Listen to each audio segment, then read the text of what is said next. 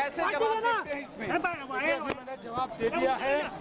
हम धारावी का रीडेवलपमेंट करके दिखाएंगे, हर आदमी को घर देंगे। जितने यहाँ पर एलिजिबल लोग हैं उनको धारावी में ही 350 स्क्वायर फीट का घर मिलेगा। प्रधानमंत्री भूमि पूजन करेंगे, इस तरह की बात है। मैं अभी इसके बाद हम प्रधानमंत्री जी को ये रिक्वेस्ट करने वाले हैं कि वो आकर इसका भूमि पूजन करें।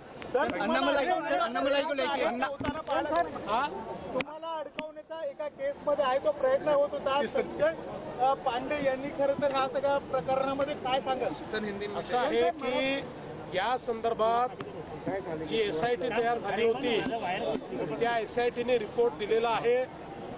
त्या रिपोर्टचे काही अंश आज मला असं वाटतं मीडियापर्यंत पोहोचलेले आहेत, परंतु या रिपोर्टमध्ये अनेक गंभीर बाबी आहेत।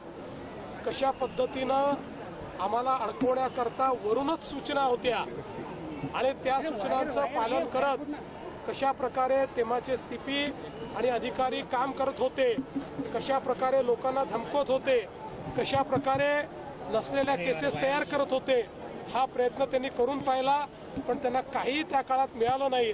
त्यामुळे त्यांचा प्रयत्न सफल झाला नाही। पण कसं सुडाचं राजकारण चाललं होतं हे मात्र यातून दिसतं